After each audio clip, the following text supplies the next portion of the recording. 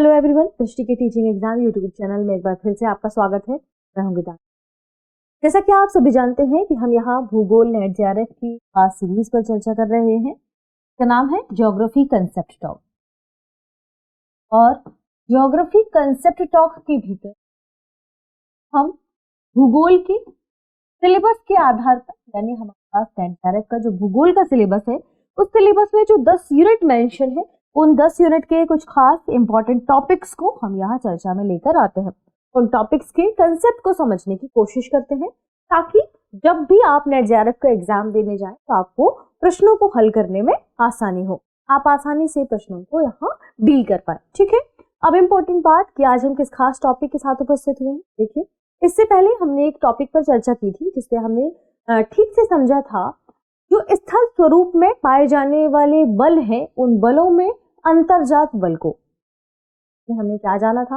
हमने समझा था कि जो पृथ्वी की स्थल स्वरूप है या पृथ्वी की जो भूपर्पटी है, उस भूपर्पटी पर जो हमें विभिन्न प्रकार के उच्चावच देखने को मिलते हैं, चाहे वे पर्वत हो, पठार हो या फिर मैदान, इसके अलावा कई और उच्चावच हैं जो हमने भूपटल पर देखे हैं।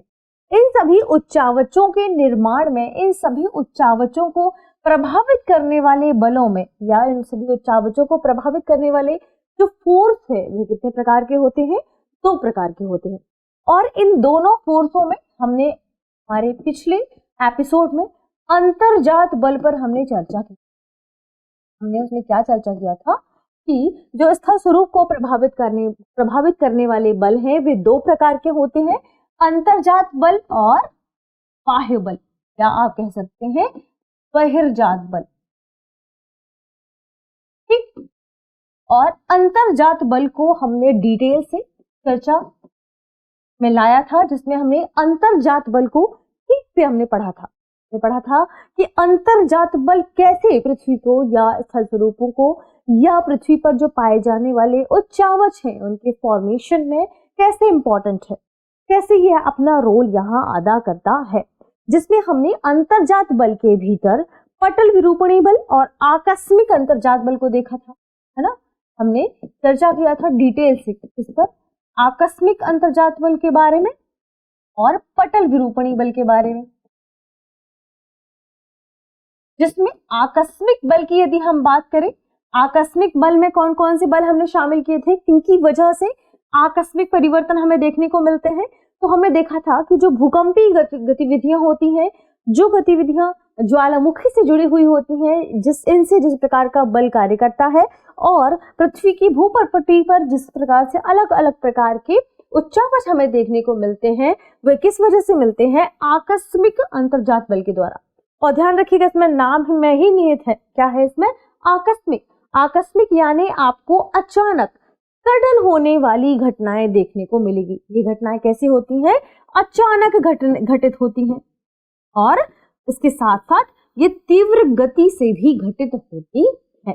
तो इस प्रकार के बल को हमने क्या देखा था कि ये आकस्मिक बल या आकस्मिक अंतर्जात बल की कैटेगरी में शामिल होते हैं।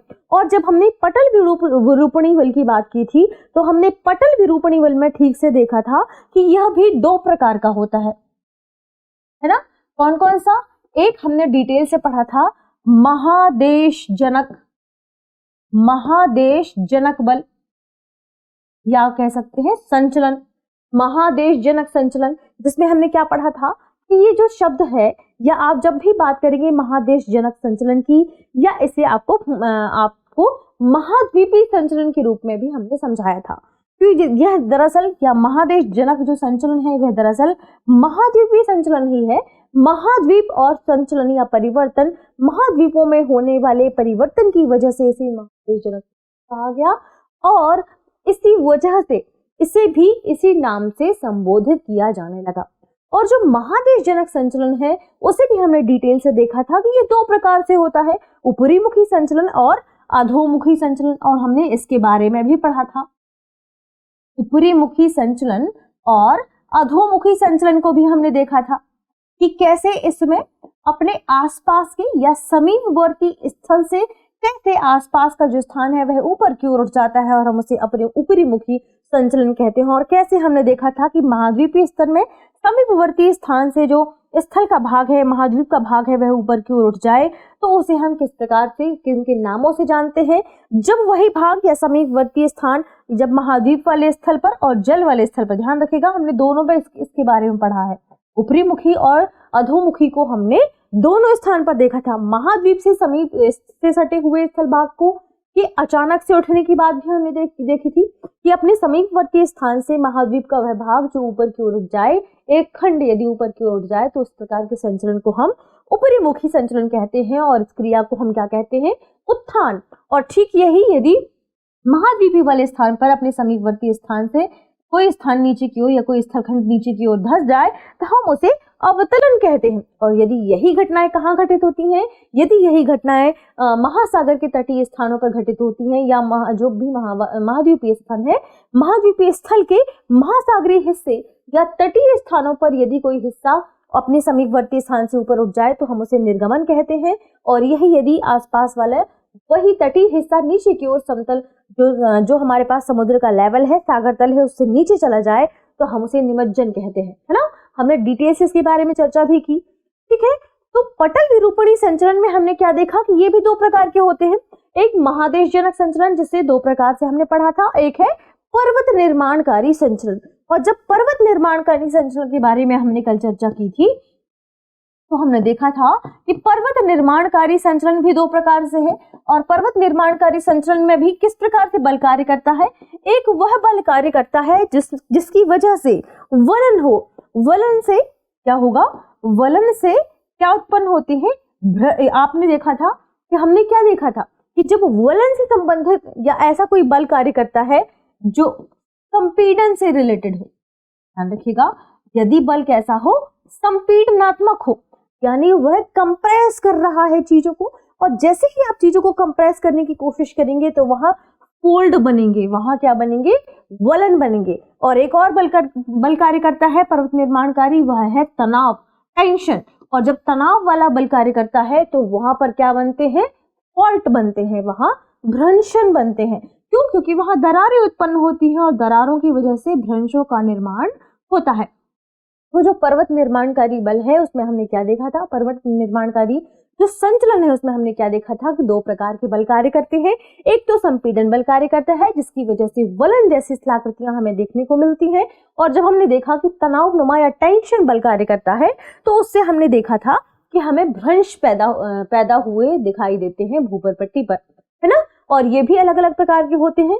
भ्रंश से रिलेटेड पूरी एक वीडियो आप देख सकते हैं और वलन से रिलेटेड भी पूरी आप वीडियो देख सकते हैं, यूट्यूब चैनल पर ही आपको मिल जाएगी। क्योंकि भ्रंश अलग अलग तरीकों से फॉर्म होते हैं, ठीक ऐसे ही वलन भी अलग अलग तरीके से फॉर्म होते हैं।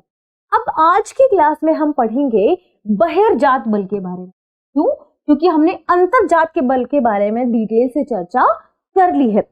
आज हमें एक्सोजेनेटिक, या आप कह सकते हैं कि आज हम एक्सोजेनेटिक फोर्स के बारे में पढ़ने वाले हैं। क्यों, क्योंकि एंडोजेनेटिक फोर्स के बारे में हमने कल की क्लास में कंप्लीट कर लिया था। तो इंपॉर्टेंट बात, एक्सोजेनेटिक फोर्स, एक्सोजेनेटिक फोर्स की यदि हम बात करें तो जो बहिर्जात बल है, यानी पृथ्वी की भूपर्पटी पर ऊपर जो स्थल स्वरूप निर्मित होते हैं, हमने क्या देखा था कि जो अंतर्जात बल है इसकी वजह से पृथ्वी की भूपर्पटी पर नए नए प्रकार के स्थल स्वरूप या उच्चावचों का निर्माण होता है। या आप दूसरे शब्दों में कह सकते हैं कि भूपटल पर विभिन्न प्रकार की विषमताएं देखने को मिलती हैं।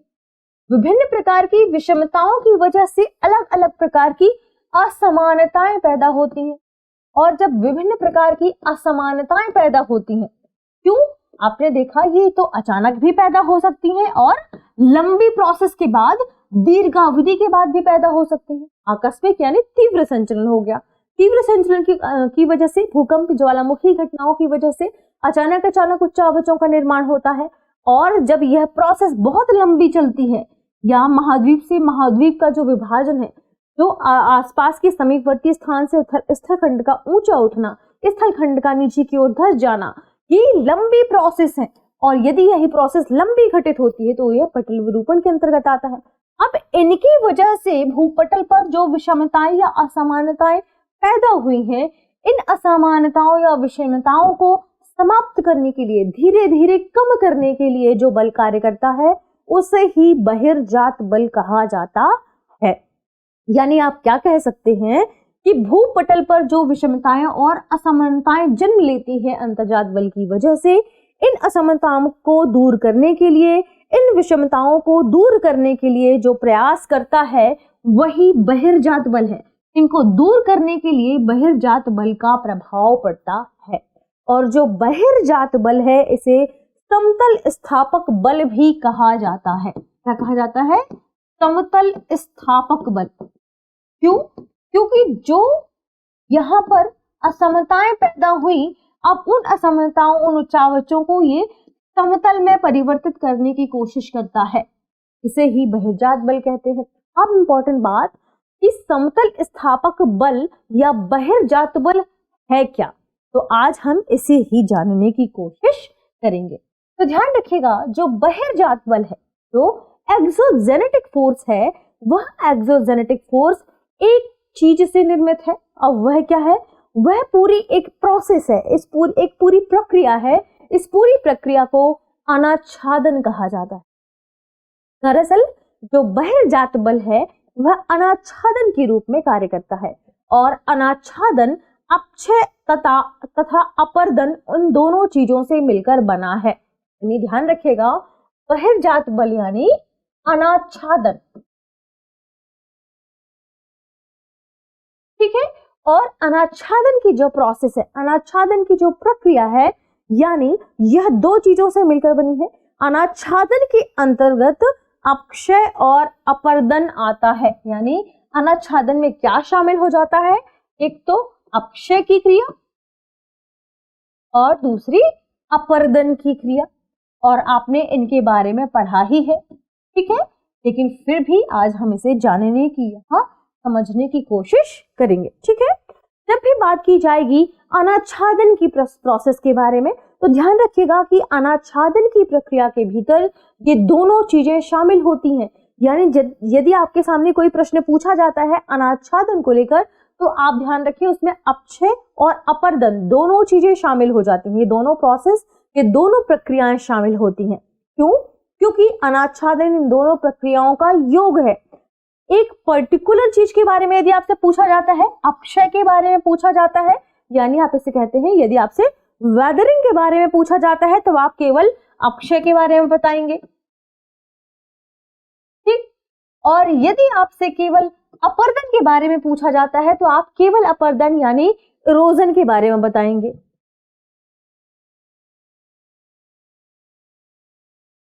आपको यह ध्यान रखना है, क्योंकि कई बार कंफ्यूजन यहां पर भी हो जाता है लोगों को कि अनाच्छादन का मतलब अपर्दन भी हो सकता है। यानी आप समझेंगे, यदि आपको कहीं अपर्दन लिखा होगा तो आप सोचेंगे अनाच्छादन ही है, नहीं।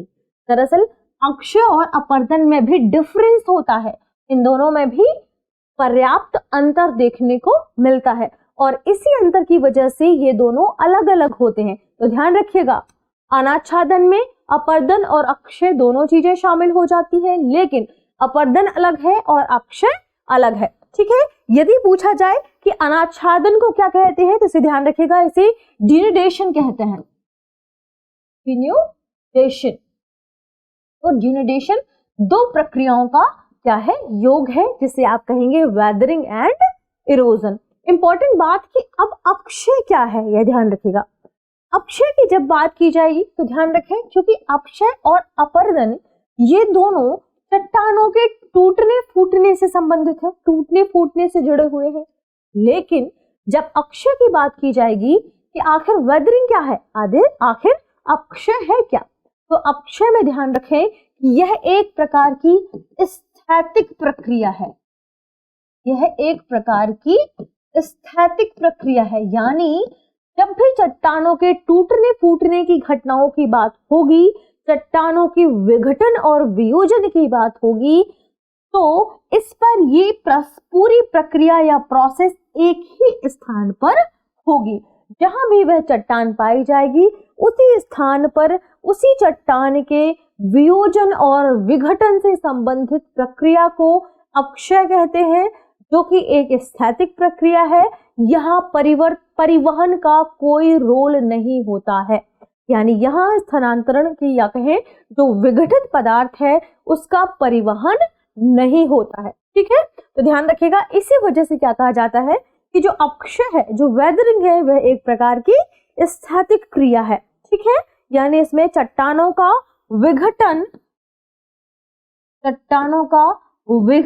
एवं वियोजन कहाँ होता है?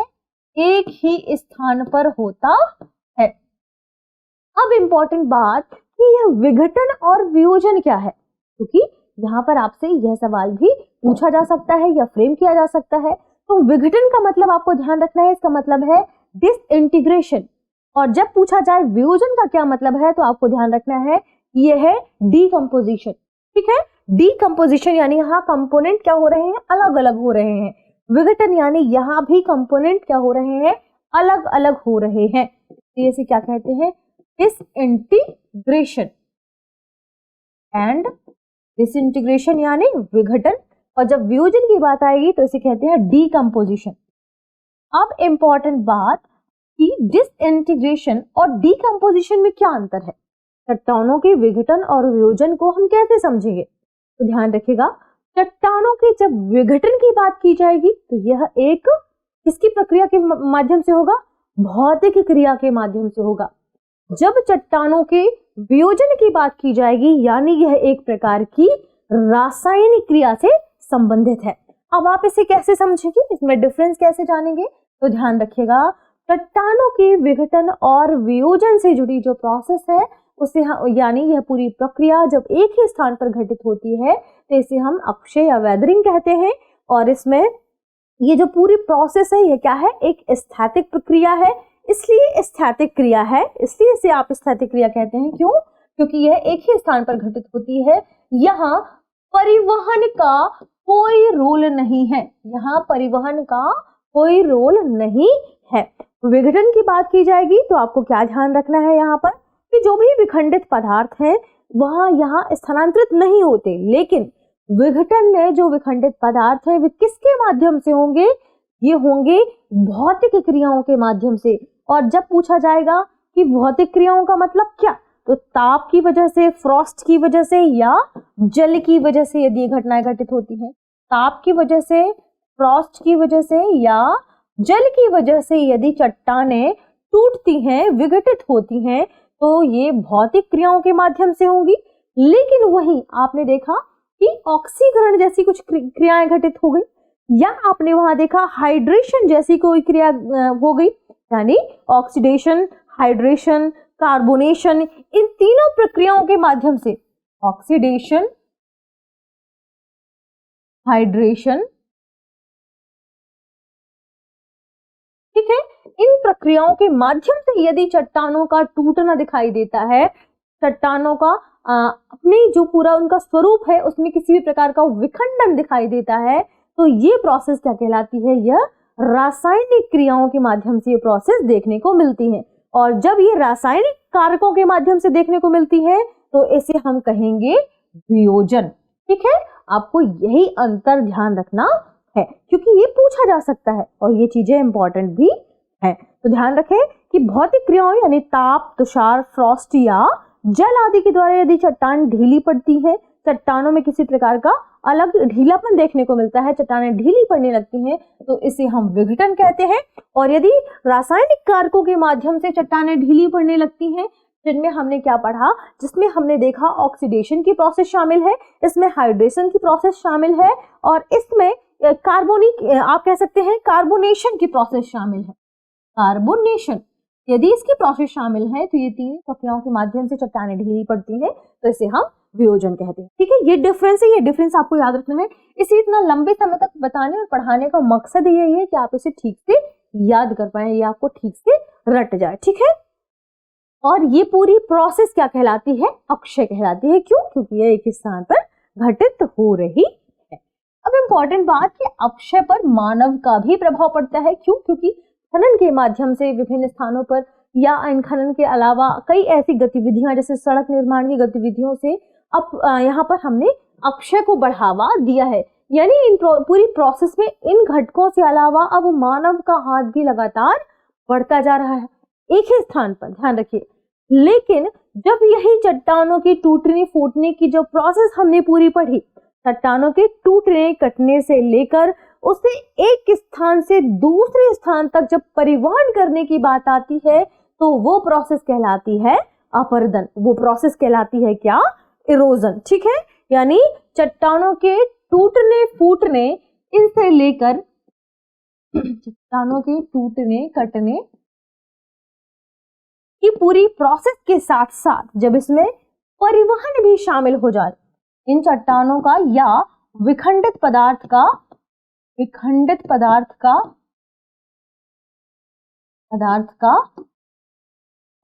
परिवहन भी इसमें शामिल हो जाता है, तो फिर हम इस पूरी प्रोसेस को क्या कहते हैं? इस प्रक्रिया को हम अपरदन कहते हैं। अपरदन एक प्रकार की क्या है? गतिशील क्रिया है। ध्यान रखें, गतिशील क्रिया है या आप कह सकते हैं गतिक क्रिया है। क्यों? क्योंकि आपने अपक्षय के लिए, वेदरिंग के लिए क्या लिखा था? स्थैतिक क्रिया। तो आप यहाँ पर अपरदन या इरोजन के लिए क्या लिख सकते हैं? गतिक क्रिया या गतिशील क्रिया। इंपॉर्टेंट बात है कि अपरदन से जुड़े हुए कई चक्रों के बारे में हमने पढ़ा है। एक बहुत ही महान वैज्ञानिक रहे हैं डेविस, विलियम डेविस भी आप उन्हें कह सकते हैं। उन्होंने अपरदन के चक्र के बारे में चर्चा की है। उन्होंने देखा कि जो अपरदन की चक्र है या जो अपरदन की घटना है वह 3 अवस्थाओं से होकर गुजरती है। सबसे पहले जब बिल्कुल शुरुआत स्टेज हो, यानी वह बाल्यावस्था में हो। ठीक, फिर उसके बाद उन्होंने बताया कि इसके बाद यूथ अवस्था शुरू होती है या यूथफुल अवस्था शुरू होती है, जिसे वे युवावस्था कहते हैं। और उसके बाद उन्होंने कहा कि एक अंतिम अवस्था आती है जिसे वृद्धावस्था कहा जाता है। और इन तीनों अवस्थाओं में डेविस ने बताया कि कोई भी जो स्ट्रक्चर है, कोई भी जो आकृति है, वह सबसे पहले शुरू होती है, निर्मित होती है, अपने उत्थान को पहुंचती है और उसके बाद उसकी समाप्ति हो जाती है। यानी कोई भी स्थल स्वरूप निर्मित होता है और फिर बाद में वह समतल प्लेन में आ जाता है। समतल प्लेन, जिसके लिए उन्होंने शब्द दिया था पेनी प्लेन। ध्यान रखें, शब्द इन्होंने क्या दिया था? पेनी प्लेन में क्या हो जाता है? यह कन्वर्ट हो जाता है। देखिए, अभी हमने क्या पढ़ा? इरोजन, अपरदन। क्या है अपरदन? अपरदन में हमने क्या देखा कि जो अपक्षय के माध्यम से चट्टान टूटी फूटी थी, इसके अलावा यहाँ पर विभिन्न प्रकार की हिमानी की वजह से, परिहिमानी की वजह से, नदियों की वजह से और कई ऐसी घटनाएं देखने को मिली जिसमें पवन की वजह से, भूमिगत जल की वजह से, समुद्री लहरों की वजह से जो पदार्थ है वह एक स्थान से दूसरे स्थान तक परिवहन करता है, स्थानांतरण करता है। और इन स्थानांतरण के क्रम में ये पूरा पदार्थ अपने अलग अलग जगह पर क्या हो जाता है? इकट्ठा भी होता रहता है और अलग अलग जगह पर इकट्ठा होकर इसके निर्माण भी होता है और अंत में जाकर ये पेड़ ही बन जाता है, जैसे डेविस ने बताया। ठीक है, तो जो अपरदन है, जो इरोजन है, हमने इसे ठीक समझने की कोशिश की कि इन सभी के माध्यम से परिहिमानी, नदी, हिमनद, पवन, भूमिगत जल, समुद्री लहरें, इनके माध्यम से कुरेद कर चट्टानों को क्या करके तोड़कर, विखंडित करके, कुरेद कर एक स्थान से दूसरे स्थान पर परिवहन किया जाता है। तो आपने देखा कि जो अनाच्छादन की प्रोसेस है, यह अनाच्छादन क्या है? यह है बाह्य बल, यानी उच्चावचों पर कार्य करने वाला बाह्य बल। स्थल स्वरूपों को प्रभावित करने वाले बाह्य बल में शामिल है अनाच्छादन, है ना, डिनुडेशन। और डिनुडेशन के अंतर्गत 2 चीजें शामिल हो जाती है, अपक्षय और अपरदन। अपक्षय यानी वेदरिंग, अपरदन यानी इरोजन। अपरदन और अपक्षय में भी डिफरेंस है, ये हमने देखा। क्या? जो अपरदन है वह क्या है? एक गतिशील क्रिया है, लेकिन जो अपक्षय है वह एक प्रकार की स्थैतिक क्रिया है। यहाँ पर चट्टानों का टूटना फूटना एक ही स्थान पर होता है, लेकिन अपरदन में चट्टान के टूटने फूटने के साथ साथ विभिन्न प्रकार के कारकों की वजह से नदी हो गई, हिमानी हो गई, परिहिमानी हो गई, जो स्थैतिक जल है यानी आप कह सकते हैं भूमिगत जल है, जो समुद्री लहरें हैं, पवन है, इनके माध्यम से एक स्थान पर दूसरे स्थान पर विखंडित पदार्थ परिवहन करता है। ठीक है, तो इस प्रकार से इन दोनों में डिफरेंस हो जाता है। इसके विभिन्न कारक हैं, इन विभिन्न कारकों का प्रभाव भी पड़ता है और इनके विभिन्न कारकों के प्रभाव की स्वरूप की वजह से या इनके प्रभाव के कारण आप कह सकते हैं कि विभिन्न प्रकार की स्थलाकृतियों का निर्माण, विकास और अंत में विनाश भी होता है। और निर्माण, विकास और विनाश की अवस्थाओं को आपने डेविस के अपर्दन चक्र यानी आपने भौगोलिक चक्र के बारे में पढ़ा है, आपने पेंक के अपर्दन चक्र के बारे में भी पढ़ा है, जिसमें इन्होंने डिटेल्स इसके बारे में चर्चा की है। यदि आप डेविस का अपर्दन चक्र पढ़ना चाहते हैं तो उसके बारे में भी हमने YouTube पर एक वीडियो तैयार की है, आप चाहें तो उसमें जाकर विजिट कर सकते हैं और देख सकते हैं। ठीक है, तो इस तरीके से बाह्यबल भी कार्य करता है से हमने समझा। ठीक है, तो आज की वीडियो में इतना ही, मिलते हैं अगली वीडियो के साथ, अगले टॉपिक के साथ। तब तक आप पढ़ते रहिए, रिवीजन करते रहिए। शुक्रिया।